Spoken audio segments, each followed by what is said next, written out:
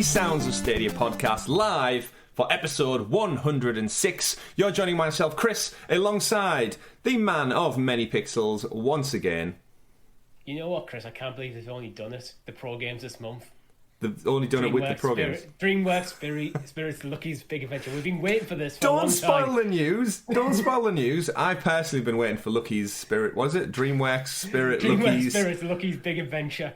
It's such a terrible name and convention. Either way, we'll get to all that. But yes, I've been waiting for I've been shouting about this for 365 days, 500 days since the DreamWorks announced it. I've seen the movie. I've got all the collection on Blu-ray. Can't wait to play this game, but that's part of the news, and you're not here for that just yet because we've got a little bit of housekeeping to do and talk about. Thank you to everybody who is tuning in here in the chat today, because this episode is live, unless you're watching it after the fact, and it's not live anymore. You missed your chance. It was Saturday gone, where we streamed Stadia games all day long in the aid of the Alzheimer's Society here in the UK. Thank you to everyone who has donated. Thank you to everyone who still can donate. I usually think the charity page is still for a little bit longer after the fact. Yeah, we're not going to close it as soon as the stream's done. So I don't think we can close it. I don't think that's in our power. But you are here for the Sounds of Stadia podcast. No matter how you get it, whether it's on youtube.com/Helix Cloud Games or it's out there on your podcast service of choice, we're here to bring you all of these Stadia and gaming news rounded up in a little ball, Richie, tightly compact ball. Maybe you like elastic bands that you can just unravel in your own time. Maybe use a pair of scissors. Ping! You get that little twang when they pop off and snap. You know what I'm talking about. I've completely lost track of what you're talking about. In the nugget of that elastic band ball is the juicy stories of the week. But we'll get to that. You'll get to that only by clicking like, subscribe to the channel, and click that bell so you're kept in the loop with all of our elastic band stories that we have here at Helix Cloud Games. It's going to be one of those days, Richie. It's going to start tired, delirious, and then it's going to maybe descend into drunkenness at some point with games. Yeah. For context, I think you're probably similar to me. I got up, had my breakfast, got a shower, and now I'm here. I literally got out of bed about 9:30 to go start streaming at 11. I got up. I ordered a sausage and egg McMuffin because I really couldn't be asked to just have cereal today. Quickly went to the shops to get some Monster because I hadn't stocked up ahead of time. My fault. And then last night I was planning everything out for 4 hours or something, so just so everything could go smooth today. So we've got a fantastic show lined up for you this week. We're going to be talking about all of your October Pro games. It's the spookiest month of the year, and Stadia almost scared us with the October Pro games. We'll be diving into that. We've got games that have arrived, games that are not coming anymore. We've got release announcers, we've got new titles that have just dropped, we've got studios, we've got special offers, Richie, for people who want to buy Stadia games. They get more freebies. Just throw Premier Editions at them. You get a Premier Edition. You get a Premier Edition. You have to be on your toes with Stadia because you need to be able to dodge all these Premier Editions. You really do. Throwing at you. You know that scene in Lord of the Rings when they go to they go to get the Undead King and all the skulls fall down? It's just Premier Editions washing over Aragorn, Gimli, and Legolas, and they just have to escape. What do you mean you only have 4 Chromecasts in the house that has 1 TV? Yeah, it pretty much is exactly that. We've got some more game ratings and a certain company changing their name, or changing their brand, we should say again. But we'll get into all that because we've got a fantastic show. We're here with a live audience. I'm looking forward to it, Richie. Are you looking forward to it? No. Oh, well. Right, that's it, everyone. Good night. Thank you for stopping by. And yes, let's start the show off, Richie, as we usually do. By just checking in with the people and us. Let us know what you've been playing. Richie, what have you been playing this past week? I said on last week's podcast, which is actually came out this week, so it's kind of weird. Liar. But I had an itch to play a bit of Persona. Oh yeah, you mentioned that. And I put about last night when I saved to go to bed about 2:30 in the morning, my save was up to about 40 hours. So wow! I've absolutely been binging it. You're just cracking on with that then. Yeah. Enjoying it? Oh, very much so. You don't put 40 hours into a game in 1 week without enjoying it. Some people do. It's called the grind. Some people just do it as their part-time job. It kind of has that very easy, it's very easy approachable because you could just play because it works in a calendar system. So you could just play for a couple of days in game and then take you half an hour. Yeah. So it's easy, and then you can just save and bounce. But then it also has that kind of one more day about it. Yeah, I've got Persona 4 Golden on the Vita. Remember I said when they told me they were going to close the shop down, the online shop front, so I bought it out of sheer panic that it's one of the best games on the Vita, and then I've just not had the time to go to it, but it just sits there waiting. This week, Richie, I've been playing a little bit of the pro games, just had a quick look. Got to check out FIFA last night. Like I said, I wanted to make sure I was through the tutorial part before we streamed it later on for our first look for Soccer Saturday. And I've also still been playing Mass Effect. I think I'm nearing the end. Yeah. I'm nearing that precious platinum trophy as well. I've just got a few chapter beats. And I'll give you my thoughts on the whole trilogy once I've completed it. You'll actually end up with 4, if I remember rightly. You end up with 4 platinum trophies. No, isn't there one for each and one for the whole set? No, there isn't a platinum if there's not a game attached. It's one of them Sony rules. So it's I think it's like a gold or something is the highest trophy. But there's also, you have to complete all 3 games on like Insanity mode. And I don't have that patience, so I'll get the 3 for the game. But yeah, thoroughly enjoying it. I can see why it's such a beloved series. And it's got me really interested to see what they do next. But hopefully, Richie, we'll see them one day on Stadia in the cloud. But until that day, we'll stick it out with all of our Stadia news and gaming roundup. So then, folks, if you haven't done so already, do head over to justgiving.com/Helix Cloud Games and donate. We should point out as well, our stream is also in partnership with John Scar over at 4Scar Gaming as well. Hashtag Carrying the Clouds is what we're doing this week. And from pretty much now onwards, the entire Stadia community is streaming for a variety. Don't know why I said it like that. Variety of different charities. We're kicking things off, Richie. We're the first of the month, the second, to kick things off. Go check out those streams. John's got the link over on his Twitter page as well. We'll have it in our description. You'll see it on our Twitter feed. But there's going to be so much stuff going on throughout the month of October, leading up to Halloween and raising money for some really good causes. However, we are here today for episode 106 of the Sounds of Stadia podcast with our lovely live audience. Shout out to them. Clap, clap, clap, clap. But Richie, we can only get to the news if you give us the rundown and introduction to the Super Sexy Special Stadia Story segment, aka the news. Say it along at home, folks. The news. We did think about... I like to think people do. I think they do when they listen to it. They're mowing the lawn, they're driving along in the car on the daily commute, and they just like shout out. They put the window down, go, "Hey, person!" They got the headphones. They got headphones in. They're sound the bus, and someone just the Super Sexy Special Story segment, and everyone's like, well, I think they'd scare people more if they just shouted out the news bit. Yeah. What? Just out of nowhere. Just like on a crowded bus or a train or something on the commute into work, and someone goes, "The news!" Yeah, I could see that. Someone's at the traffic light, just put the window down. So someone stood with their pet dog or something at the side of the road. The news! This is going to be a silly show, isn't it? I mean, it kind of always is, to be fair. You got to get a bit silly sometimes. But we've got plenty of stories, so let's not delay. We've got an hour and a half slot here, Richie, so plenty of time. We will wind down the show and get back to our usual scheduled programming, in fact. Yeah, it's going to be one of those days. Kicking things off, Richie, with our October Pro games. We got a list, we got a community blog post, we got a drop. And everything starts with the savant over here. Last week, we said, what are our pro predictions? We tossed around the idea of a certain game. And I said, you know what? October's a spunky month. Oh, God, what the hell? Yeah, it might be for some people. It's a spooky month. Why can't I get my words out this morning? I'll have a quick drink. Probably because it's first thing in the morning. Yeah, usually. And I don't have a live audience usually. Yeah. Either way, you enjoy your October however you want, ladies and gentlemen. But October is a spooky month, and I said, you know what's a perfect game? What's giving me those type of vibes? Control. That's right. Control is giving you that kind of month in any way you wish to enjoy it. From Remedy, of course, published by 505 Games. Control Ultimate Edition. In fact, we get the Ultimate Edition. I know I've moaned about that quite some time. Contains the main game and all previously released expansions, which I've not actually played yet. Even though on PlayStation I've got them, I own them. But remember, they annoyed me slightly. I'm going to try and keep my language okay because it's 11 in the morning. They annoyed me slightly by giving it away free, and then it dropped as PlayStation Plus, and now I've got it as part of Pro. So maybe I'll finally get around to checking out the Foundation and or DLC, which ties in with the Alan Wake universe. You were really annoyed by Control, didn't you? Yeah, because I paid full price and they just totally messed up. Chat, don't make that be a thing, please. Don't make that be a thing today.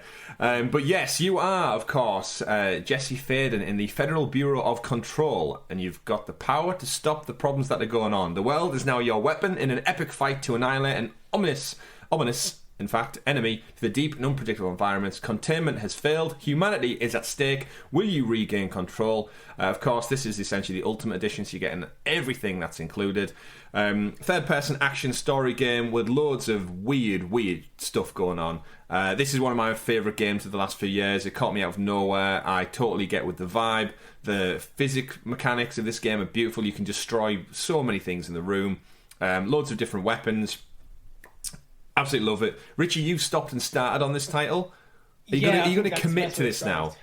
I'm committed to completing it. I just don't know when. Take control. One of the games, I'll sit down, I'll play it, I'll really enjoy it for one evening, but it doesn't seem to get its hooks in me in the way, then the next day I just don't fancy playing it. I don't know what it is about it. It's objectively a phenomenal game. I do enjoy this game. It just hasn't really stuck this landing with me yet. I will keep chipping away at it. It might take me a year, might take me 2, but I'll get to the end. You should do it on stream. That'll make you commit to it. I won't put that one on you. But I think Control arrived in quite a quiet year. It was one of those kind of ones where we got all the big hitters, I think, the year prior, like God of War, Spider-Man, Red Dead Redemption 2, all dropped in 2018. And this was 2019, so it actually did really well for itself. And Remedy, of course, are working on a sequel. They're working on a multiplayer spin-off in line with Epic Games.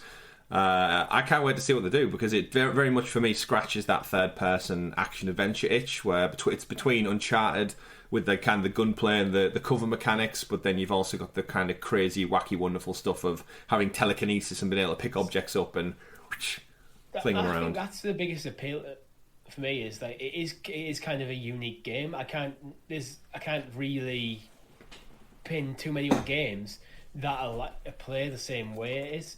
Like everything it's done. Oh, well, maybe Psyops in the PlayStation 2, but it's a bit of a while ago. It is. It's that's why I think I loved it so much, because it reminds me of Psyops on the PlayStation 2. Yeah. What's this one? So if I read from the back of this box, your mind, Richie, is the ultimate weapon. An elite American psy-operative soldier combat a terrorist movement using your extensive telekinesis powers along with traditional military weapon combat. Mind drain, remote viewing, telekinesis, and pyrokinesis. That sounds different. Yeah, made by Midway. That's how long ago that was, but damn. Midway don't exist. Midway Arcade? Is that a game or is that a publisher? I think Midway are gone. I think Midway. They are. Oh, rest in peace, Midway, if you are in fact gone. But yes, Control, Alan Wake. I do have the Alan Wake remaster on order, which I think comes out in like a week's time. It was actually quite cheap. I think it was only £25. So I thought, remastered, very highly rated game, never played before, similar Mass Effect. I'm going through my back catalogue, just 10 years too late. With like a delayed, but then I'm getting them all in the best form in these remastered versions. So just like you can now, ladies and gentlemen, as part of your pro subscription, you get Control Ultimate Edition, which definitely gets my seal of approval. Yeah, definitely. I mean, it outright pushes, I think, this month's pro games with Control alone into one of the best months we've had. Yes, I would agree with that. Obviously brought down a little bit by some of the other titles, but we'll get into that in just a moment. And so check out Control. Definitely recommend it from me. Richie, you will complete it one day, and we'll be able to talk about one very specific moment in the game, which is just batshit crazy. It's so fun, it's so cool. And you just need to get to it before you can talk to me about it, really. Yeah. Chat, you know what it's all about. But that's not it for our pro games for the month. You also get the wonderful, the beautiful, the stellar, potentially award-winning Game of the Year, DreamWorks Spirit, Lucky's Big Adventure. Richie, you've been waiting to ride as Lucky on a wild adventure with her faithful Mustang Spirit. You'll have lots of fun with Lucky's fearless best friends Abigail and Prue by your side. There's a wide open frontier to explore, full of exciting quests, animals and items to collect. You will navigate dangers like villainous horse wrangler Hendrix. Will you protect and find, Richie, the real treasure of Miradero? You tell me. Personally, probably not. Oh no, I'm playing the Control video game. That's not Spirit. Yeah. This one's Spirit. Everyone's thinking, God, the graphics in this Spirit Lucky's Big Adventure game look crazy. Almost like Red Dead Redemption 2. Not quite. I assume the game's fine, but there's some games that are just clearly not for you. You're not the target audience. You're not interested, and this is very much one of them. So I think if you've got kids who are into DreamWorks Spirit, then they're probably going to have a good time with it. Yeah. I don't really have much to say about it. The worst thing about it, though, is it needs a colon after the word Spirit. Yes. Because the movie, I think, is DreamWorks Spirit. That's the franchise, and the game is Lucky's Big Adventure. Oh, I've just seen that on the video now. Yeah. If you look at the way the title card looks, so they need a colon to separate them. It makes the title flow a bit better. DreamWorks Spirit. Lucky's Big Adventure. Yeah, because at the time it's kind of, if you don't know who the characters are, now again we're getting a bit into it this way. I'm sure if you're a fan of the franchise, you know who they are and what they are. And if you've got children out there, our audience, and a lot of you are parents, 100% probably know, it's on Netflix or Disney Plus. Or that's the one way on Disney, it's DreamWorks. But yes, it bugs me that they need to get DreamWorks at the start of everything. But then again, Disney puts Disney and Marvel put Marvel at the start of everything. So yeah. That's the world we live in now. Yes, I've seen a few people on Twitter joke about saying I thought Red Dead Redemption looked a bit better than this. But clearly, there's an audience out there for it. It's a great prototype from Outright Games, of course, for a wider audience. Go fill your boots with that one and ride on and see if you can, in fact, find the treasures of Miradero. I think when we get games like this to Pro, we just have to remember sometimes that not every game is going to be for everyone. So I don't think this necessarily makes this a bad game Pro, or a good game. It's just like, are you interested in this game? Are you always going to get like that with things like Pro? You get it with PlayStation Plus, same with Game Pass. You're going to get games that you're just not interested in. Yeah, 100%. And they're not for everyone. But you know what? You might enjoy it if you check it out. And next up, we also got Hello Engineer. Video wasn't working there. Yeah. Hello Engineer. It's the continuation of the expanded Hello Neighbor universe, Richie. The HCU, is that it? Hello Connected Universe? I don't know. We'll figure that one out. But yes, Hello Engineer is a multiplayer machinery building construction game. Did you get all that? Set in the Hello Neighbor universe, scavenge, craft, and overcome challenges in a sandbox world of a mysterious amusement park. Put together incredible machines built of scrap, and beware of the neighbour. So it's a sandbox world, multiplayer, of course, still in early access, so kind of similar to Ember. You can check this one out, but the game's not fully out yet. You build contraptions similar to Minecraft in a way, and I guess that creepy neighbour guy is just hanging around to follow your plans still. Yeah, I think from what I understand, I think you're in a theme park and he's roaming around and you have to try and escape by building things. Yeah, and he builds some giant spider contraptions to catch you. We need to check this out because the problem with these Hello Neighbor games is that there's is there 4 of them now, right? Hello Neighbor 1, Hello Neighbor 2, Hello Engineer, and Hello... There was a multiplayer one as well, isn't there? Hello... The asymmetric one. Hello something? I can't remember. Chat will know. There's a lot of them. We have chat. Chat can help us out today. Yes, there are a lot of them. So, of course, this one takes a different pivot into a theme park, and now you can, in fact, build machines to help survive. It's essentially, this is the one that... No, it's not the one that's not like Dead by Daylight. That's the one I'm missing. Hide and Seek and the Secret Neighbour. And there's Hello Neighbor 2. So is there 5 games in this universe? I think so. Either way, the branding is very convoluted. We've mentioned it before on this podcast. What you going to do? But yes, interesting title. It's interesting again. We get them in early access, so we get them kind of like while they're still in the oven. Yeah, but we'll check that one out as well. I think we need to do a stream of it at some point. Now everybody has it as a pro game. We can all jump in together and figure out what this creepy neighbour guy is really up to. Yeah, we're definitely gonna have to look into it. But speaking of things that are still in the oven and in early access, the next pro game we got on the list is one of our favourites from our friends over at Coat Sync as well. T-Frog Games make this one, I think. Not Tree Frog. T-Frog. And that will be Kick Bash. Love me a bit of Cake Bash. Love a bit of Cake Bash. Fight to be the tastiest cake in Cake Bash. A frantic 4-player party game where adorable, drawn-to-life cakes beat the crumbs out of each other. Pick your favourite cake and battle in a variety of lifelike arenas with unique goals. Cover yourself in sweeties or hurl a fruit into a pie. There's plenty for everyone. Compete on the same screen, find challenges online, or battle well-baked bots. It's time to get out of the oven and into the fray. Now, Richie, we absolutely love Cake Bash. We've played it on the channel. We've played it with Tom. We're all really good at it, I'd like to say, by now. And it's perfect. I wouldn't say I'm good at it. It's perfectly in line with the Great British Bake Off, which is now back on our screens as well. If you're a fan of the Bake Off, it's 2 episodes in. I know you don't watch the Bake Off, Richie. I do. I watch it with my wife. I watched one season of it many years ago, and then I just never went back. Yeah, it's kind of... Especially because we get close to winter now, we sit down and have like apple crumble or something with it. We always have to have whatever the dessert is of the week. We have to have like that. So if it's like cake week, we have cake. If it's biscuit week, we have like cookies or something. It's our little thing that we do together. But that's cool.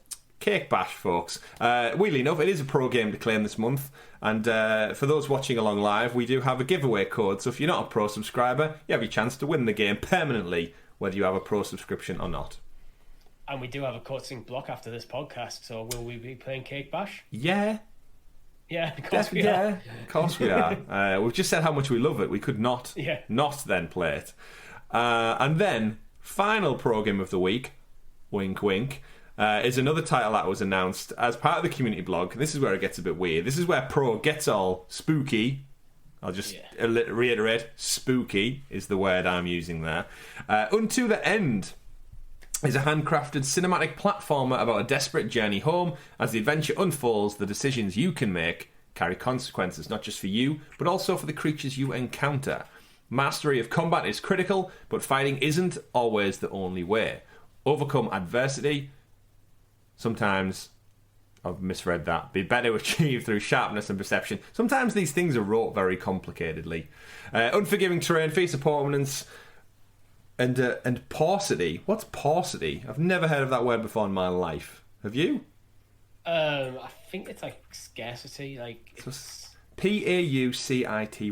The presence of something in only small or insufficient quantities or amounts. Just say scarce then, or little supplies. Anyway, means of scant opportunities for respite through the suffocating gloom of frigid caverns and biting winds of harsh mountain peaks. Every step weighs heavy with a relentless struggle to make it home. That was a long description to not really describe what the game's about. Yeah. Basically, it's a side-scroller where you fight as a Viking against loads of other people. Looks cool. I know Tom was really interested. When we first announced this, I think we all thought that this looks like a really cool game. Yeah, it really does. Yeah. But, folks, you're not getting it in October. I lied. Or more importantly, the Stadia community blog lied. We didn't lie, no. So this is where it gets a bit weird and twisted for for the month of October. So yes, the community blog post that dropped this week had all of the pro games listed down on it. 3 days before the games come out, bear in mind. Yeah. It's not like a week before. We don't give notice or roadmaps here. So yes, they showed like their lovely little like image animation with all the slightly off-skew rectangles. Why can't I think of the word for them, Richie? The shape's got rhombus, a name. I think they're rhombus. Either way, you know when you take a rectangle and you just like skew it to the side? It's that shape. Yeah. That shape, ladies and gentlemen. I do know this stuff. It's just my brain just isn't engaged. I can't. It's a parallelogram. Oh, I was going to say that, but I thought, no, that sounds like too long of a word to say this early in the morning. Either way, they showed off those things. They showed off like FIFA, Control, and then Unto the End. So this was on Tuesday, right? Bear in mind, the first of the month was Friday. So you had, like I said, a few days.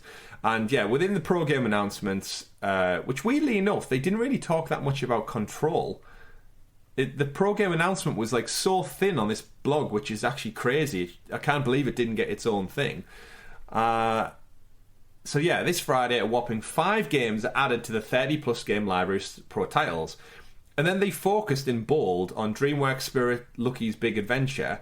And then, as you read through them all, it just says 3 additional games, Hello Engineer, Cake Bash, and Control Ultimate Edition. That's all Control got, just the title. Be sure to claim them. But weirdly enough, I think they've gone back since then, Richie, and they've got rid of Unto the End. It was in here, and now it's not. So I think they've done some cheeky editing their post in there. But either way, yeah, to follow up with all that, they then basically unceremoniously announced over on Twitter, they put out a post on September the 30th, so just before, mark your calendars, Stadians. Unto the End will now be coming to Stadia Pro on December the 10th. That's it. Bumped it. They just bumped it. Bumped it. So mere hours before the games go live, they bumped it. And I just kind of wanted to spend some time, Richie. Why do you think? Like, what happened behind the scenes for this to be so close to the wire to then say, actually, you can have it in December? Bear in mind, the game is already out on the platform. So it's not like the game's not ready to go. It's available to buy now. I have my suspicions, but I think that might be our next topic for the show. Okay. Feel free to theorise. Everyone knows the games that are out. To be perfectly honest, it's not a good look if they haven't got the plans in line at this point. Like 2 days. They release the notification, go, yep, you're going to get until the end. 2 days later, they go, no, we're getting it in December. It doesn't look great. It doesn't look like they're in control of the situation. It looks like Control Ultimate. Yeah. They're not in Control Ultimate of the situation. It just seems a bit sloppy, whatever the reasons are. It's like... Yeah. I don't know. So yeah, because like within the space of a week, you've announced the games that are coming, which surely should have been agreed. And then you're taking it away, but it's almost the thing that gets me is it's almost like the manner in which it's done. So it's literally just edited from the blog. The image is still there, so it still says Unto the End Pro, which isn't technically not correct because you will be getting it in December. And then just like a tweet that just says, it doesn't say apologies for the miscommunication. It just says mark your calendar, it's coming December 10th. It's like, but a few days ago you told me I was getting it like this month. Yeah. So it's just, again, odd marketing beats. Yeah, I don't know. I think it's something that they need. There might be very good reasons why they've had to pivot very quickly, but I doubt it's got anything to do with Unto the End in themselves, because, as you said, the game is already on the platform. Yeah. So it just makes me think of like they've decided, maybe they've looked. There's lots of reasons. Maybe they looked at December and go, "Oh, we need to push something into there," or maybe they decided, which I think is more likely, they brought something else forward that they maybe didn't expect to get. Yeah. At this point. Yeah, it's an interesting one, certainly. Again, Unto the End, it's one of the lesser titles for me this month, so it doesn't overly bother me. There's obviously so much wealth on display here with like Control and the next game we're going to talk about. It is almost a case of it might be better for the developers to bump to a quieter month. But if December from last year is anything to go by, we got 6 pro games last December? Yeah, I think if you look at the stats like produced by InLead, I think December was the biggest month in terms of value. Or was it 6 and then we got like Cthulhu Saves Christmas like 20th of December or something, if I remember, like as a random stealth drop to say Merry Christmas, I guess. Interesting, but that's not it. So that's where Richie alluded to it secretly, even though everyone here, everyone in the chat, everyone watching, listening along at home knows that wasn't it for Pro, because this guy has been talking about this for well over a year now. Where I asked was the Mafia Definitive Edition. Of course, everybody knows it came out on consoles 25th of September 2020. It was teased by the 2K channels on Twitter on the 13th of May 2020. Well over 500 days ago now.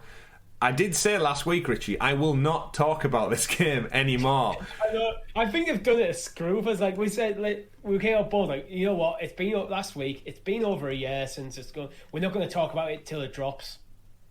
Till it drops. And it did in fact drop. And not only did it drop, it dropped on Pro. So not only have you got Control, Lucky, Cake Bash, not Unto the End just yet, Mafia 3 Definitive Edition has arrived as a cheeky little stealth drop on there. So it's the upgraded version, of course, the original release. It is the third in the series. It was ESRB raid, Richie. We've talked about this game to death now. Literally to death, to a point where we stopped. Well, we said we were going to stop acknowledging and talking about it. However, Richard. Family, power, respect. There's a lot we can delve into and talk about this particular subject matter. We've talked about it to death anyway, so... However, Richie, now I put it to rest, and it's came back to the forefront through its own sheer will and determination to... Sleeping with the fishes. Sleeping with the fishes. This isn't it, because they're missing 2/3 of the agreement.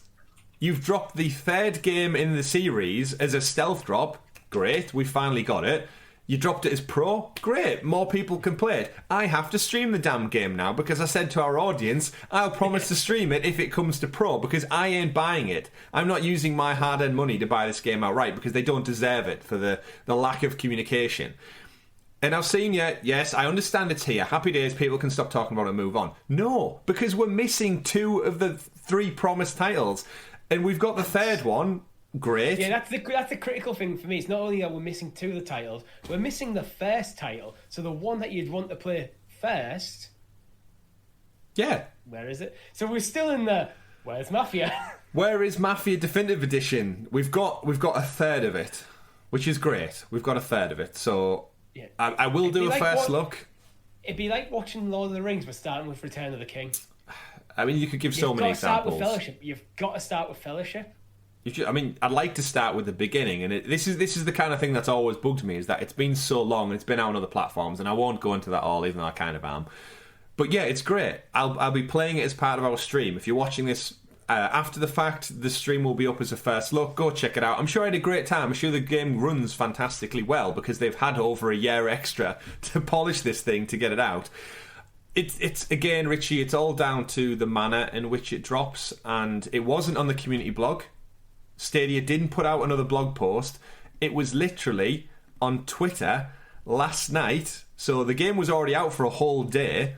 And over on Twitter, and I quote from Stadia's Twitter account, we'd like to extend our congratulations to everyone who's been asking for Mafia game on Stadia. Your weekend is set. It's here, it's live, and you can play it right now with Stadia Pro. Kind of feel like that's a personal message to me. I almost read it as though it was in my DMs.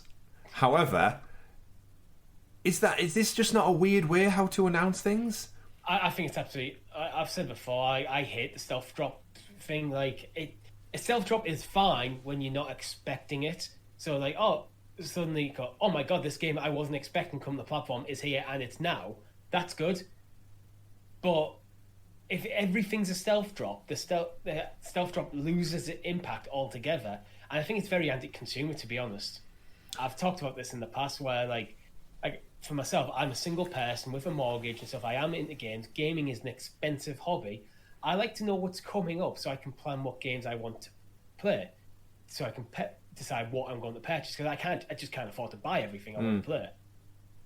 So it's like, when you stealth drop things, it's like, well, yeah, for example, if this wasn't a pro game and stealth dropped it, this might have been a hard pass because I just bought FIFA. Yeah.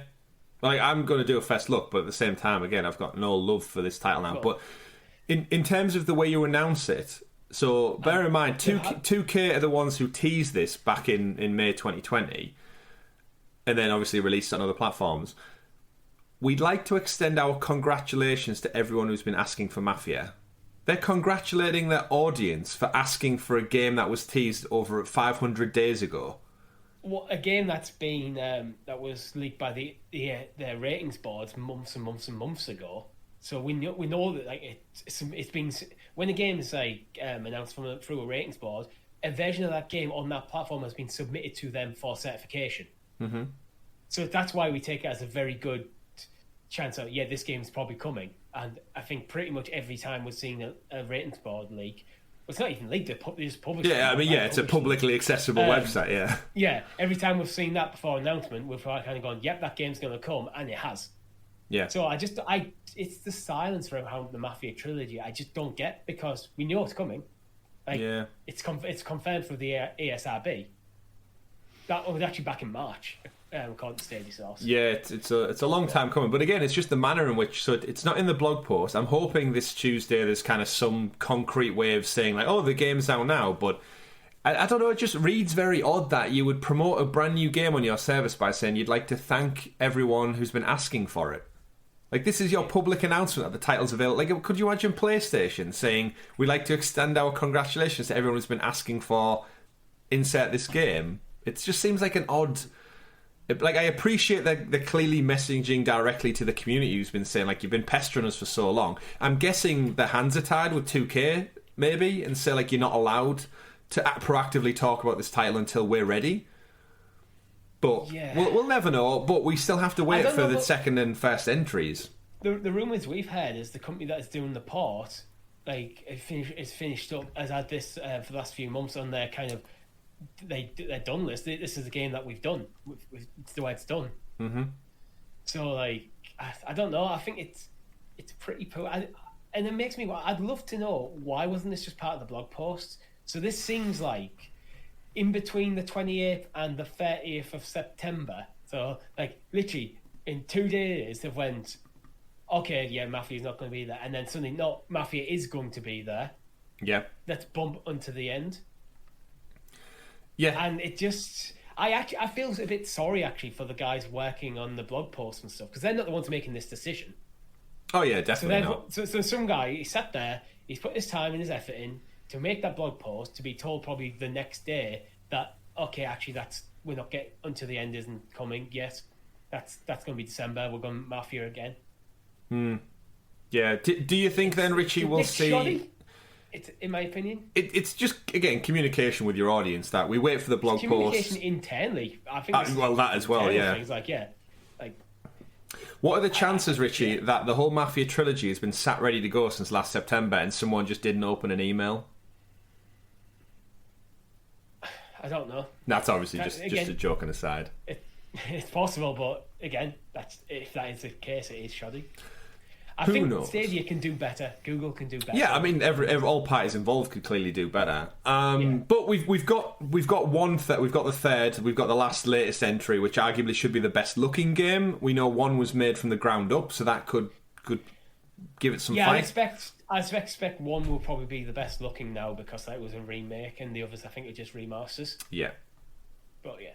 So, do you think then, to wrap this up finally and move on from the world of Mafia, do you think we'll see 1 or 2 before Christmas?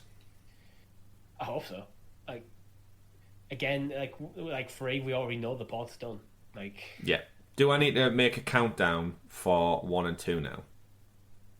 I think we don't. No, I don't. No, that was a joke. I don't want to. I don't want to. And then final one. Then, do you think we'll see 1 and 2 as pro as well? No. Okay. At least not straight away. Okay. Although it is possible that next month we get 1 and 2 both as pro. And maybe that's why they've held them off, held off or something. Would have liked them in the reverse order. I would like to start with number 1 and then work my way through a story as it was written. I'm sure they're not. I'm sure they're connected in some way. I don't think 3's that connected to 1 and 2 from what I've read, but I guess we'll find out when I do a first look. Available on the channel today or yesterday or last week, depending on when you're watching this. Right, Richie, let's move on from the Pro Tiles, and we've got a busy show, of course, part of our charity live stream. If you haven't done so already, do head over to justgiving.com/Healy's Cloud Games, because we're raising money in support of dementia and Alzheimer's, support to find a cure for such a horrible disease. Just quickly having a glance over, Richie, we're almost halfway to our target for the day. Thank you to everyone who stopped in. Thank you everyone who's in the live chat right now. We can see you all. Thank you to everyone who's saying hello. We won't be going into questions until after the main show's wrapped up, just for I am noting them as we go. Some of them will be pushing the side quests, so others we might answer in between shows. Terrific. So yes, we do obviously keep this show. It'll be going up on normal feed, so yes, we'll be keeping it nice and trim. Next up then, Richie, this one's also kooky and spooky. Hey, gets it. Addams Family. The Addams Family, of course, are back. They're back in cinemas, movie theatres near you sometime soon, which also means, in addition to that, you get Addams Family Mansion Mayhem. The kid-friendly title brings the CG version of the Addams Family to the gaming world for the first time after releasing the newest movie. I presume it's some kind of tie-in game. It's a 3D action-adventure platformer set in the world of the Addams Family, and it looks and reminds me very much of Medieval on PlayStation. There's not really much more to say about it. Who, Richie, is your favourite character from the Addams family to start things off? Oh, it's got to be Cousin It. Cousin It's quite. What about the Thing? That was always creepy as a It's been a long time since I watched the Addams family. Yeah. And you know what? Today's the day I realised there's 2 D's in Addams. I feel like I always knew that, but yeah, when it came to writing the notes for this show, I was like, is it 2 or is it not? Yeah, when I first saw the show notes, I was like, has he just made a typo there? No, it's Addams family. Of course, yeah, they're kooky and the spooky. This new animated thing, is it from Outright Games? Yes, Outright Games. Is it? Yeah, Outright Games. I think just going to town. This would be a perfect pro game for this month. Yeah. We may still get it. You never know. You never quite know what happens with Stadia. However, yes, Addams Family Mansion Mayhem. Who else do I like? I really like Uncle Fester, but I feel like that's just because he was played by Christopher Lloyd, and for many, many years I did not realise it was the same guy because he was bald in the Addams Family. I just found that out now. It's Doc Brown, Richie. Yeah. Is Uncle Fester. Again, I haven't seen the Addams Family since I was a kid, so it's forgivable. Yeah. It's forgivable indeed. It's such an odd movie anyway. Again, yeah, the game looks like medieval. It's adventure driven. It's up to 4 players, so it kind of reminds me of like a drop-in, drop-out Lego game at the same time. Yeah, it kind of reminds me of almost like a PS2 era game. It's not the most graphically intense, but you know what? Yeah. Again, it's for that audience, younger audience. I'm sure. A little overpriced for me as well for $39.99. Yeah, I'd have probably said $24.99 would have been the sweet spot. Yeah, that would have been 20 to 25 as well. But it is day and date with all other platforms. So, fill your boots, go get your kooky and your spooky dins on, whatever you want to call that. Go have a nap on a bed of nails. Yes, that is what they get up to. Right then. So that's pro games, that's new games. Let's delve into some juicy news then we've got lined up. Square Enix and the development team over at People Can Fly have put out an update for Outriders, of course. Outriders, one of the games we got day and date, one of the AAA games we got day and date. That seems to have gone so quiet since launch. It's gone so quiet. It's surprising, actually. I know it wasn't a games as a service, but it's just, I've not heard a peep from it since probably about late spring.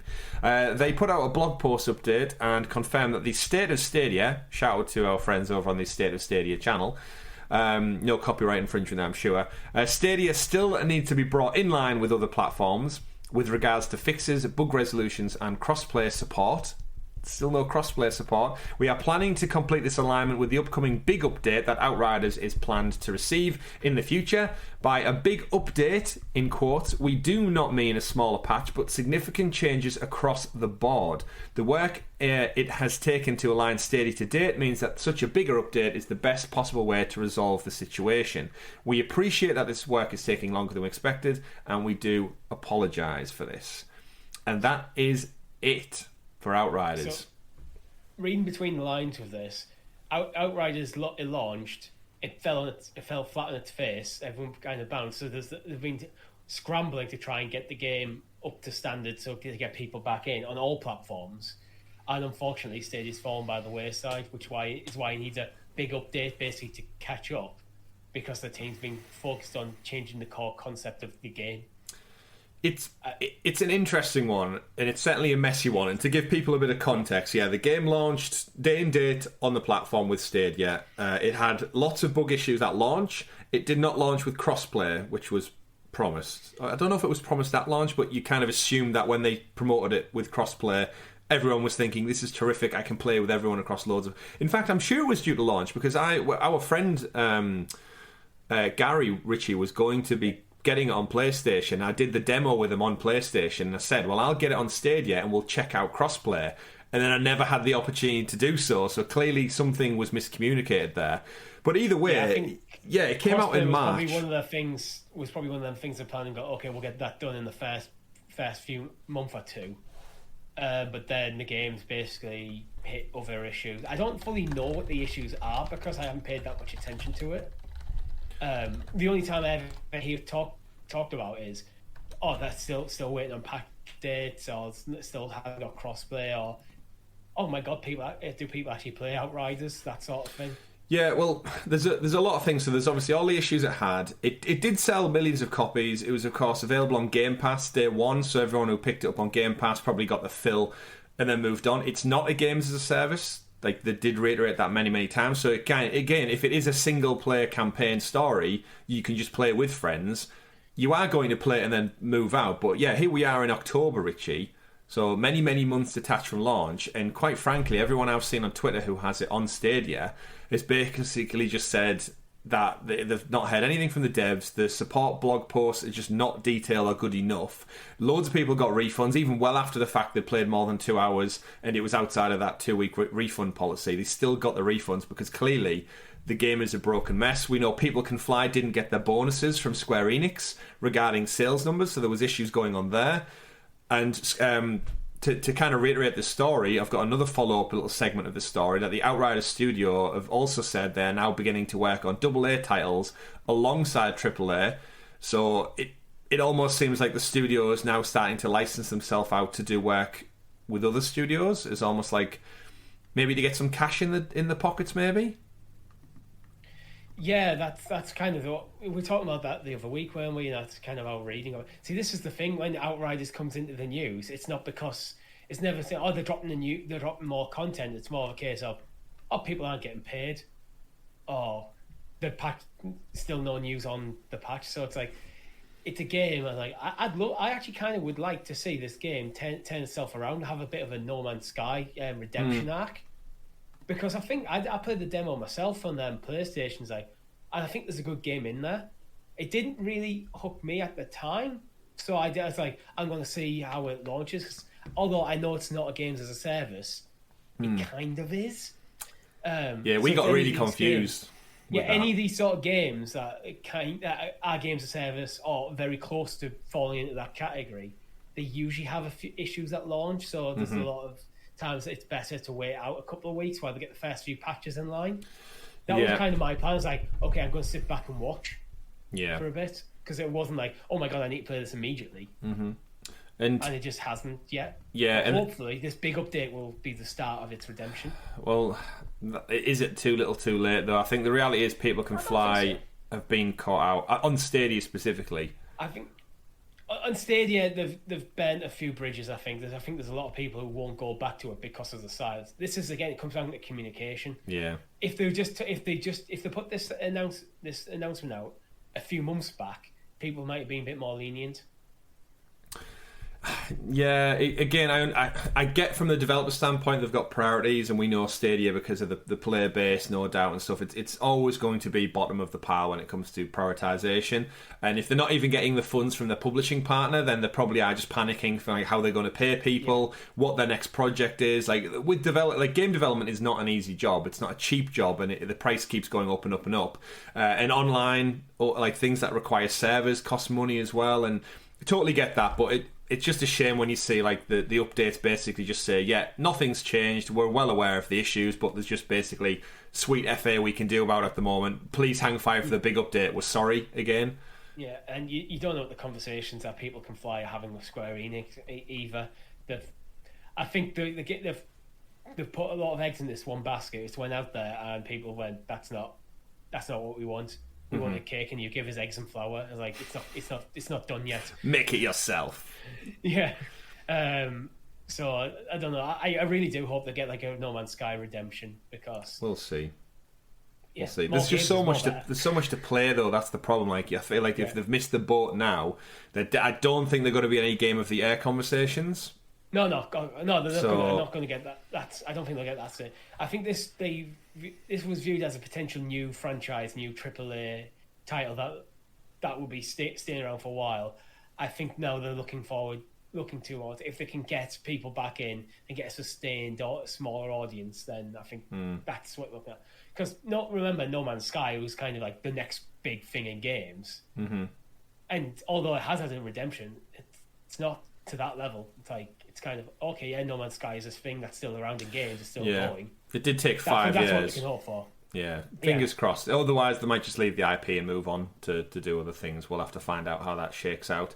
Interestingly enough, now you think about it, I really enjoyed the demo, and now I'm getting to the end of playing Mass Effect 3. Yeah. Outriders is very similar in terms of like your conversation choices, the over the shoulder action. I think that's crazy one of the characters. Why people like kind of picked up on it. Is like it kind of got suddenly it was like a lot of focus on. It's like, oh, this reminds me of something like Mass Effect. Yeah. Crazy things, but we'll see. We don't have Mass Effect on the platform, so we'll have to see where that goes. But I'll tell you what we do have on the platform, Richie. FIFA 22 is available now. We pre-ordered it, and the reason I say we pre-ordered it, especially because it links into the next story. Not only do we have Hypermotion next-gen version of FIFA 22 and now available, we'll be playing it, or will have played it, as part of this weekend's charity stream. You've only played, Richie, the opening introduction to the game. I don't know about you, but I was very surprised to see Mr. David Beckham show up, Eric Cantona show up, and a few other pop famous faces. I was not expecting. Beckham does have ties to PSG. I don't think does Cantona have ties to PSG. I think he's a Parisian, but I don't think did he ever play for them? Not to my knowledge. He might have managed them or something after the fact. But either way, the opening sequence to FIFA 22, I was not expecting like a mini story scenario where you essentially create your own character through like a little episode almost. I was not expecting it. For those who haven't checked it out, essentially you bump into a few famous footballers, you get a trial match at PSG, which, by the way, that does not happen in real life. I just point out, you do not just know somebody who gets you a trial with Kylian Mbappe and Thierry Henry. A 25-year-old isn't having a trial with Kylian Mbappe and Thierry Henry at the Parc de France. That's just not how it works. When you create your character, Richie, did you put your real date of birth in, or did you make yourself a bit younger? I did. I put my real date of birth in. I took 10 years off my age just because I thought a 32-year-old cannot rock up with Kylian Mbappe and Henry at PSG and get a trial or something for the club. But really interesting. You are basically shown the basics of the game through street football. You get to run through the streets of Paris and basically learn the pass and move and it's kind of jockey like mechanics stuff, but it's giving you that introduction to the new mechanics. A little bit of context. Did you win? One thing I do like is actually the fact that you do have that character creation thing, right? Kind of during like the intro, like story mode thing. Yeah. That means you can actually, when you start career mode, you can carry that character straight over.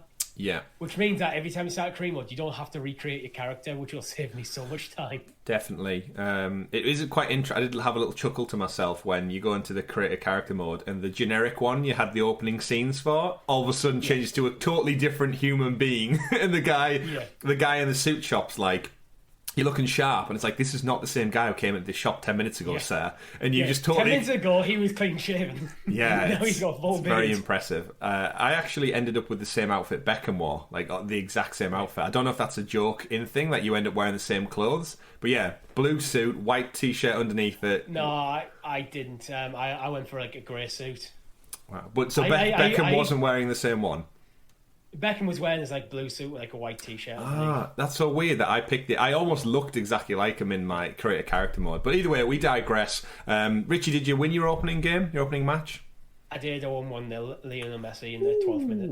Ooh, in the 12th minute. I won 3-1. But we'll be talking about that. We'll be playing about that more later on. The reason I bring that story up is because the next story of the week is Stadia once again are giving away Premier Editions like there's no tomorrow. This time it comes in the form of, if you pre-order or purchase any game for over $59.99 US, or I believe in the UK it is £49.99, you get sent another Premier Edition for free. If you purchase a game or game bundle on the Stadia store between September 26th and 10th of October, or pre-order a game bundle on the above between those dates, you'll receive an email and a redemption code by October the 20th. You need to redeem it by November the 20th. Offers valid while supplies last. I'm sure supplies will last.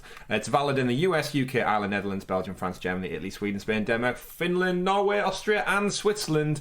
Not Canada, for some reason. Poor Canadians. Don't know why they miss out on that particular deal. I've seen a few things like that with Canada. I've seen a few people complain that they're missing out on this, but... Do you think it's like some kind of weird competition law? Like you're not allowed to give freebies away that's past a certain value? It just seems odd that it's Canada every time. Yeah, I don't know. Either way, if you are thinking of buying a game, you're in with the money with another Premier Edition. That's another Chromecast Ultra for your house, Richie. That's another Premier Edition. And we should clarify, Stadia have mentioned that if you've got pre-orders, you'll receive one for that. So that's you and me getting one for our FIFA 22 pre-order. It's well past the value limit. Win-win. They've also said that because I've seen some people cancel their pre-order and put another pre-order in just to make sure it ticks past the date. I'm sure you'll be able to chase this up with the relevant teams if for whatever reason you did not receive it, but rest assured, I'm waiting, you're waiting, Richie, for FIFA. You've got Far Cry 6 comes out on the 7th. So you've actually got, if you're thinking about buying Far Cry, you'll be able to pick one up for that. I do want to clarify, though, for anyone out there who's sitting on your free £10 or $10 voucher, if your voucher takes you below the $59.99 or £50 threshold, you are not valid for the offer. So just bear that in mind. And there is a weird frustration to that, Richie. You can't opt out of using the voucher. So, yeah, if you buy the game for, say, the $60 entitled amount, you have a £10 voucher that you don't get to not apply. That takes you down to $50. You don't get the Premier Edition. You can't not use the voucher. So you're in like a weird catch-22 scenario where it's kind of like, thanks for the voucher, but I can't get the... Basically, you need to spend your voucher and then buy the game.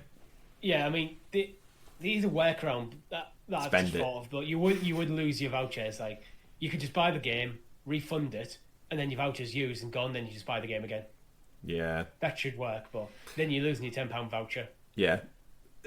Weird thing where I think two promotions are just kind of clashing and no one thought to give the option to remove it. Either way, you're getting a free Premier Edition, so it's well worth the £10 expense of the voucher, in my opinion, just for the Chromecast Ultra alone.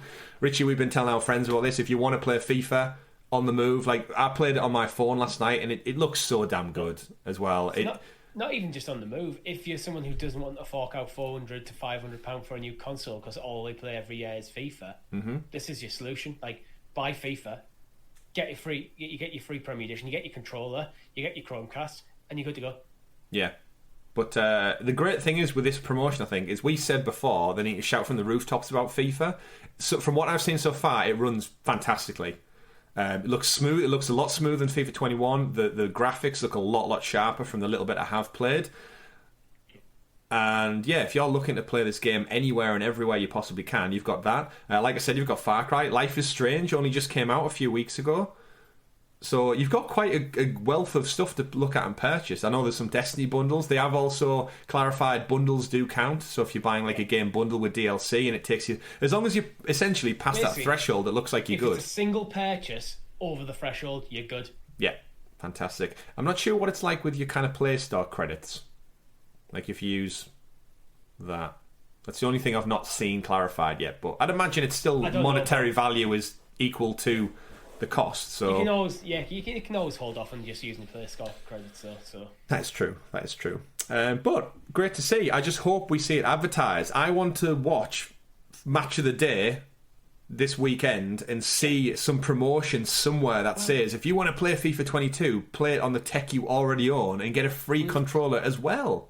We've just had a round of Champions League fixtures. What better place to promote it than there? But we'll see. We'll have to see. Hopefully people get the word out, though. Let's get some of these famous footballers to play the game and show the game off. Philly Boots, we're getting one, Richie. Let us know in the chat. Let us know in the comments if you're getting one and what game you're thinking of buying. Now, I'm going to be playing FIFA, Richie, predominantly on my big screen TV. However, if I want to play on that big screen TV using a different controller that I can't pair with my Chromecast... Any idea how I would go about that, Richie? Yeah. What you can do is you can use the new phone link features. You certainly can. Thank you for that. Yes, we've got some new features drop on Stadia this week as well. A new feature is starting to roll out on Android devices, it looks like, and it's known as Phone Link. The ability to use your mobile device as a touchscreen gamepad on other devices other than your phone. So essentially, use your phone as a controller for the TV. But more importantly, you can use a bridge connection by plugging physically with a wire, with an old school cable, your controller into the phone, and it essentially uses your phone almost like a modem to connect to the the Chromecast. Well, I've briefly tested this out actually this morning when I was reading the show notes. It's dead easy to do. You basically you press when you're in the Stadia app on your phone. you hit the controller button, and then you can just sync it to any Chromecast. It works on your PC as well, which is where I did it. I just synced my phone to PC, and then Stadia recognizes it as a Stadia controller. Right. So any controller that you connect to your phone, that will map. I think the way it'll work is if you plug the PlayStation controller into your phone will then map that to the Stadia controller, and then the phone tells Stadia what to do. Nice and easy. I haven't plugged a controller into it. I just use the touch screen, but it seems to work. Seems to work fine. It's a really good solution, I think. And we've talked before, like me and you, we like a bit of Jackbox. Yes. From time to time. Yes, we do. Here you go. This is your solution for something like that. Especially with things like we've seen Direct Touch on Humankind. Mm-hmm. You add Direct Touch to this, and then suddenly everyone sat around one Chromecast with the phones in hand playing Jackbox. There you go, Stadia. That one's for free. Get it in there. It's just a really good way to essentially just bridge that connection to the Chromecast Ultra. I've seen some videos of people testing it out. Seems like there's minimal latency, which we know, again, Stadia, from my experience, doesn't really suffer that much from latency anyway. But it's nice to know that a command prompt from a third-party controller being passed into your phone, which is then connected to the Chromecast on the TV, it works so seamlessly that you can play games with minimal lag. It's very impressive technology. It's not a feature I'm personally ever going to use because at the moment I own 4 Stadia controllers. You got another one on the way. Fifth one on the way. Like, I have enough controllers. I have so many controllers in my life right now. I don't know what to do. Oh. But yeah, aside from that, I should probably point out there is a little issue with it, Richie, and I don't know if you probably won't have seen it in your brief time with it. You need to leave your phone screen on whilst you're using the controller. So if you lock your phone or leave the Stadia app at any point, the connection is lost. Surely that can just be fixed by an app update. Hopefully, yes, because it's going to drain the battery on your phone, it being just left on permanently. If you're getting notifications and stuff through, we all know, we all have our mobile phones, we all love them. It's kind of going to frustrate you a little bit not being able to back out. I mean, I don't have YouTube Premium, and when I close YouTube down and it stops playing the video, that bugs me anyway, when all I need to do is quickly check maybe a message that's came through or a notification and then get back to the video, and then another ad plays, and I know I just need to get YouTube Premium, but that's a different problem. Music playlists using YouTube, so I should probably have YouTube Premium, so when I'm in the car... Yeah, I will get YouTube Premium when Stadia Pro is bundled in with it. I think YouTube Premium's overpriced, personally. That's the only reason I don't have it. Indeed. But it's a great feature. It's another quality of life thing, and I think it goes a long way to just anyone who's new to the platform. It gives them the chance to kind of check it out, and if they don't have a controller, it's a way to get their foot in the door with their existing tech, and it works so quick and so seamlessly. You literally just need a cable to hook up to your phone. So plenty of stuff to be happening out there. That was only one of the features that rolled out this week, Richie, because we also got another tease, which I'm guessing this is all going to be part of some kind of big community blog. We've also got public parties. I saw people on Twitter start posting about this week. Public parties on Stadia are now supported. So essentially, when you jump into your app and you go to your friend list, there's an option that says public party. And you click on Public Party, and it gives you a list of titles of games you can play. It says, invite anyone. Public parties are open to everyone. Keep playing while people join your party, then invite them to the party to play. You select your game. You can put a description, so you can actually type a description title into it. And you can select how many additional players are needed. So there's almost like a little survey you have to fill out before you open your party. And you go live, and it just creates an open forum for people who, I guess, are in your friend list to just jump on and play. What do you think of that? That's a useful feature. I never actually use the party chat systems in Stadia anyway, because usually I'm either playing single player games or we're playing on stream with the community, which we use Discord. Yeah. So it's it's one of them features. I think it's great for a lot of people. I see it all the time, and things especially in the Facebook groups, people going, "Is anyone playing this game?" It'd be great for that stuff like that, where you could just start a party and just go, "I'm playing this game. Here's a link to my party. Come join me." Yeah, we know voice integration kind of needs those little bits of update before we really start to utilize it for everything. We very much, like you said, still use Discord for everything. But yeah, it's great. You can create a public party up to 10 people, and I think it's almost like it's a short-sighted way of fixing the online multiplayer issues I think that plague the platform to some degree. Where if you're struggling to find players, you just create an open forum for a very particular title, and people can search and go, okay, yeah, let's jump on with a public party. I think it's a feature that it's not just a bandage over a problem. I think it does have legs as the platform continues to grow, gets more people involved. Especially, a lot of people really like playing multiplayer games, but don't really know other people who play games. Mm-hmm. So for them, public parties are perfect because it should be such an easy way to go, I'm playing this game, search a list of public parties, there's one playing that game, let's go jump in with these guys. Yeah, completely agree. The listed games as well, there's quite a few of them. We've got Ark Survival Evolved, Creator, Dead by Daylight, Destiny 2, Far Cry 5, FIFA 21 and 22, Human Fall Flat, Humankind, Madden NFL 22, Marvel's Avengers, NBA 2K21, PUBG Battlegrounds, Red Dead Redemption 2, The Crew 2, The Division 2, The Elder Scrolls Online 1, Tom Clancy's Ghost Recon Breakpoint, Tom Clancy's Rainbow Six Siege, and Watch Dogs Legion. I still need to check out the zombie mode on Watch Dogs Legion. I was going to ask you, I forgot about the zombie mode. It's like, isn't Watch Dogs Legion a single player game? No, it has a full online thing. It was delayed at launch, and then they're slowly rolling out extra new features. But I feel like we'd have a lot of fun in the zombie mode. London, hacking tech, and killing zombies seems like a fun few hours to spend. But we'll get to that one day, I'm sure. Just like Discord and integration and stuff might come to Stadia in the future. But for now, we have public parties to satiate our party requirements and needs. Moving on to the next story of the week. Thank you everyone in the chat who's watching along live. We do see you. We do see your questions. Richie's taking any questions for our side quest show, which I believe is happening 2 p.m. this afternoon. We're going to break after the podcast. We're going to play some games with you wonderful people. We're going to give away some game codes. So if you want to be in with your chance to win, all you need to do is head over to justgiving.com/Helix Cloud Games. Drop a donation in there for our wonderful cause against Alzheimer's and dementia. That's what we're here for, streaming all day. Next story, Richie. Yes. Far Cry 6, as I mentioned, is imminently out.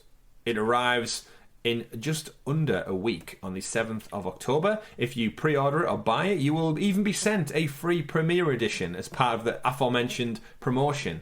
However, if you do buy it with the Season Pass, you may have received an email, if you've already pre-ordered, to inform you that Far Cry Blood Dragon will not be coming with the Season Pass as promised. An email that has been going out to customers recently, and I quote, says, "Dear Stadia player, thank you for pre-ordering the Far Cry 6 Season Pass, which is included in your Far Cry 6 bundle pre-order. We want to provide an update that Far Cry 3 Blood Dragon Classic Edition, which is included in the Season Pass, will not be available for Stadia until 2022.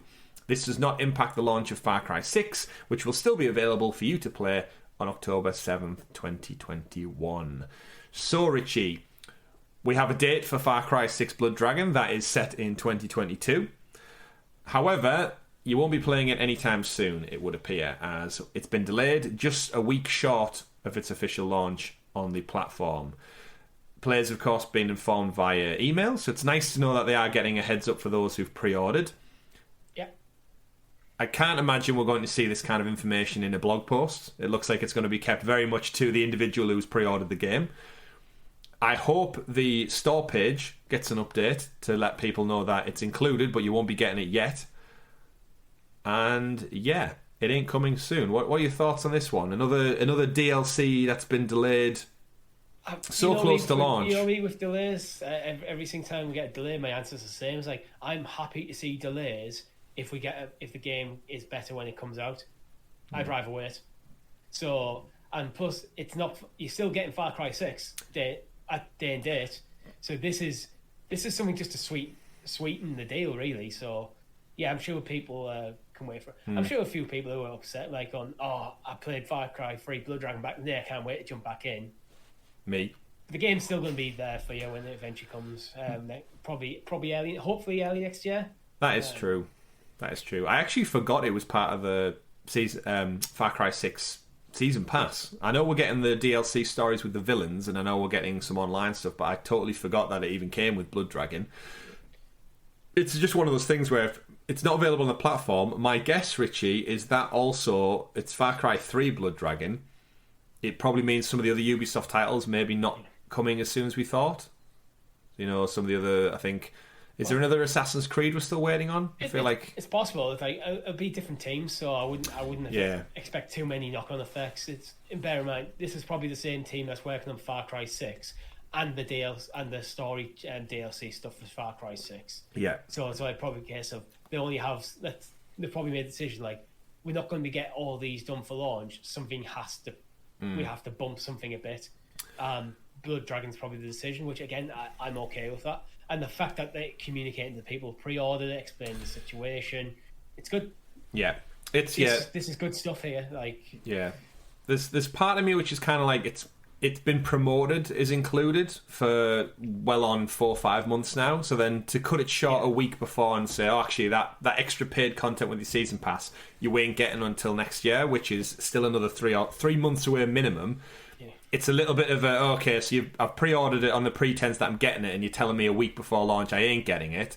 I can say that's annoying, but you're totally right. You still get the main brand new shiny game with all bells and whistles to play. Yeah. But it is kind of that. It's similar to Resident Evil. We got Resident Evil Village, and then we were told actually Reverse isn't coming until next year, which is a whole 6-7 months later. But and you know what? These things happen. If this comes out in say January to March time, you may have maybe have your fill of Far Cry this month, then you have a bit of a break, then next year you suddenly get Blood Dragon. Oh, more Far Cry, he's a new game. Yeah, indeed. And Blood Dragon's awesome as well, so it's well worth. I mean, I've waited since like 2007 or 8, whenever it came out for this game again. So you've been telling me since 2007 or 8, whenever it came out, that I need to play this. Blood Dragon's great. Blood Dragon's fantastic. But anyway, while we wait for that, we do have some other games. We've had a rating for a title on Stadia. Next story of the week, Dragon Ball Z Kakarot. I hope I've pronounced that right.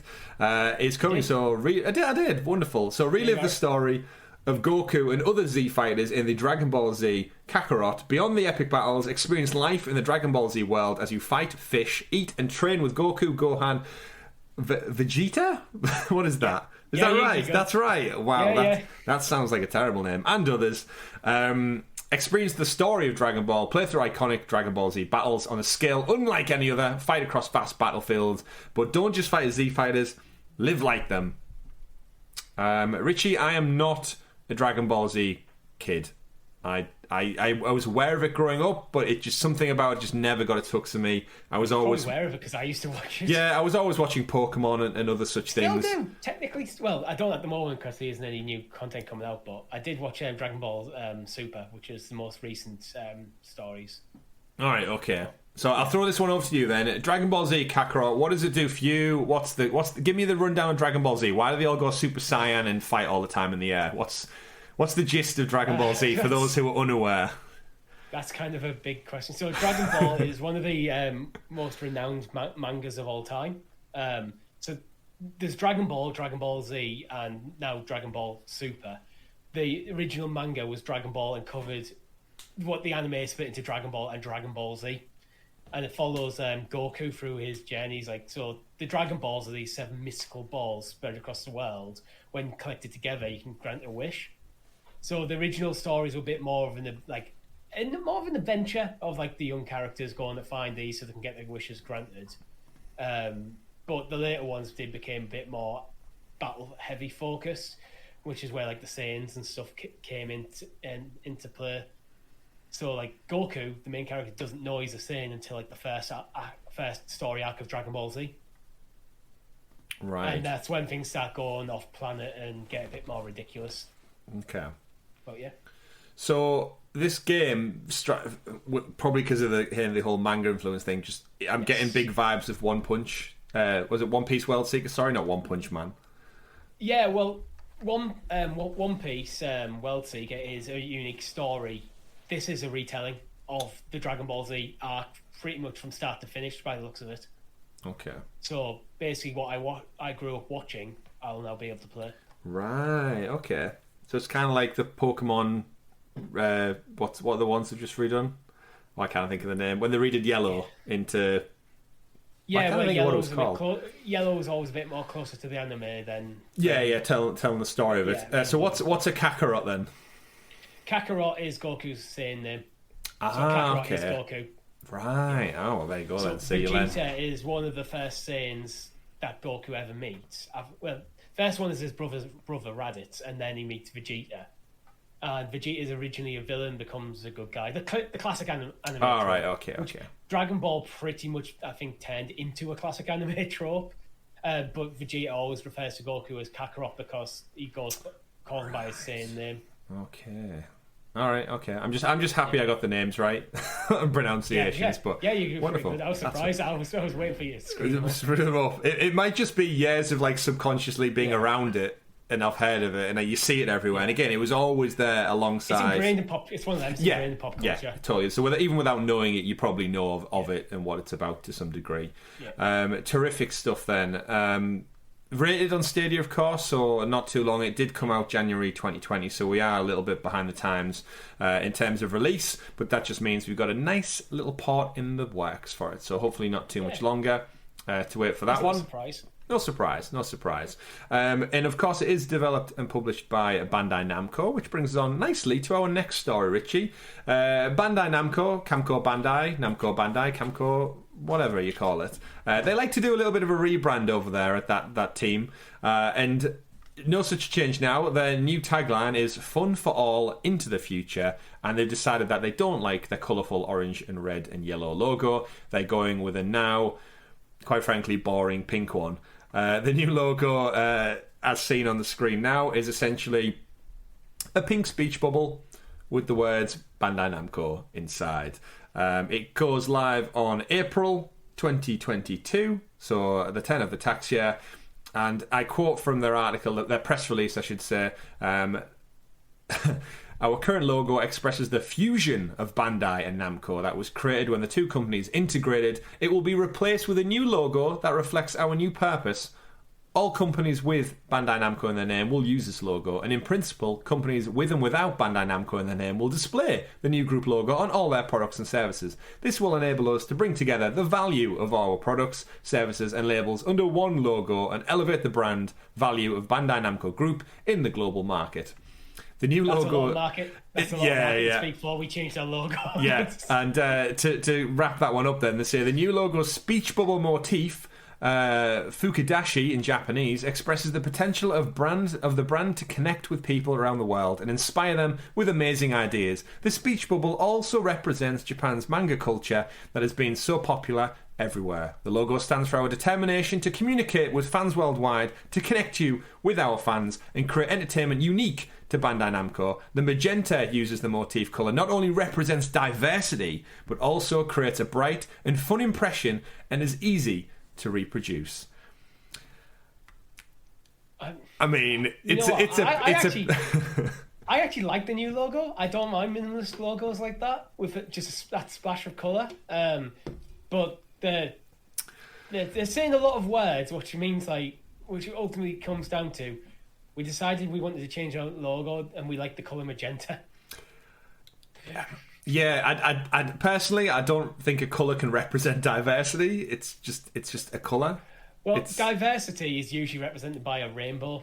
Like we kind of have, it's literally a spectrum of colours. That's kind of the point between the rainbow logos. It's just, it's like you've took 3 paragraphs to basically say, I know they have to do this, they have to explain like shareholders and stuff like why they're really doing it. It comes in different forms as well. There's like the one with the catchphrase underneath, which is "Fun for all into the future," which is that's great. Yeah, I don't like how the "all" has got a capital on it as well, like mid sentence. Yeah, fun, but either way, and then there's like a landscape portrait version of it. Yeah, it's there. We've done a rebrand on the channel ourselves. You know what? It needs to be done. That feels like they've got 2 slogans, an argument over them. So one team's gone, it's fun for all, and the other guy's not, into the future, and just go, let's just put both together. Let's just get both of them on there as well. But terrific. That is Bandai Namco's update. all talked about and dusted. A few little stories just to wrap out the week, Richie. The Grand Theft Auto trilogy we did cover on the channel a few weeks back. Of course, that is Grand Theft Auto 3, Vice City and San Andreas was rumoured to be remastered for the platform. It has had a published rating in the South Korean ratings board as coming soon. So I don't know about you, Richie, but these seem like an absolute shoo-in now. These rumours. Yeah. There's too much smoke without fire for my liking on this one. I'm still hoping we'll get the next gen version of Grand Theft Auto 5. Oh. Possibly. That would interest me more than as much as I do want to play Vice City again. Yeah. I think getting the next gen version of Grand Theft Auto 5 will kind of go, oh, we waited, and this is why we waited. We waited for the next gen version. Yeah, to kind of push. Yeah, because they got delayed until next year. So there is that hope. There is that hope if we get these three. We're going to have to do a first look at Vice City, aren't we? Oh yeah, of course we are. I haven't played Vice City. I don't really care too much about the other two, but I do want to play Vice City. We'll see. We'll have to turn the soundtrack off. Yeah, I mean, we can always just take the hit. Yeah, it's just dawned on me now that we just played the Dragon Ball Z trailer, and Bandai Namco are terrible for copyright strikes against footage. I left the Grand Theft Auto stuff out because Take Two are the same. I hope I haven't it happens either way. We're here for charity today, folks. Yeah. Final story of the week, we have an update from both Ember and Phoenix Point, so our friends over at Stadia Source wrap this one up nicely. Ember, of course, just had a massive patch update with new districts, new game modes, and new mutator missions added in with cross-platform play on Steam and the console versions. They did tweet out at the time of launch on other platforms saying the Stadia version will be a little bit delayed, but it will be here very, very shortly, and it appears in fact, that shortly is now. So the updates are out, new game modes, new ways to play, and we should probably jump back into Ember some point in the near future, Richie, because we had a great time when we played it with Tom not too long ago. And I'm interested to see what the updates are. It's a really fun game. It is a really fun game. It's nice to see that's doing well out there on other platforms too. I've seen a few other people play it. And wrapping up on this one as well, then Phoenix Point from October 1st is also getting updated. It's called the Corrupted Horizons expansion. It's going to add new threats and new enemies for you to fight and complete as part of the DLC too. And it's been inspired by War of the Worlds. So there's some interesting stuff looking like the Martians coming down to find out that one too. Other than that, Richie, the final story of the week, just to wrap things up, is as we are in the month of Halloween and it's getting spooky, I don't know if you noticed it, but the Stadia Twitter account, or the social feeds we should say, has gone all spooky for Halloween. So we've got the logos rebranded. I mean, it's still the same logo, it's just rebranded on a spooky forest in the fog kind of thing in early morning time. And their name over on Twitter has changed to Scaredia. So we probably have to rebrand as the Sounds of Scaredia podcasts for the month of October by the looks of it. It's nice to see when social media teams get in on this kind of stuff, get in on the action, celebrate, and of course America or the United States of America in fact, just go crazy for Halloween. Yeah, we need to workshop our own Helix Cloud games to get like a Halloween theme in there. Well, how would that even work? Helix, there's nothing really that plays on words for that one. But we'll see, we'll have a think about it. Let us know in the chat, let us know in the comments if you come up with anything worthy of a Twitter handle change for the month of October. But Richie, that has been everybody's Stadia and gaming news for the week for episode 106 of the podcast. Don't forget, ladies and gentlemen, if you are tuning in, if you're watching along, if you've enjoyed the show, don't forget to give us a like, click that subscribe button, and click that bell as well so you're kept in the loop with all of the things we do here at Sounds of Stadia, because not only do we do a weekly Stadia podcast, we also do a weekly topical side quest show where we go off the beaten path and discuss a deeper Stadia topic a little bit more in depth, which we'll be doing this week live with an audience. We've got loads of questions. You've been collating them as the show's been going on, Richie, so anyone in the chat, we've got a nice list to go through. You've probably heard him tapping away. We also do live streams alongside first looks. This day in particular, we're going to have a first look of Mafia 3 because I promised you it all. It because it came to Pro.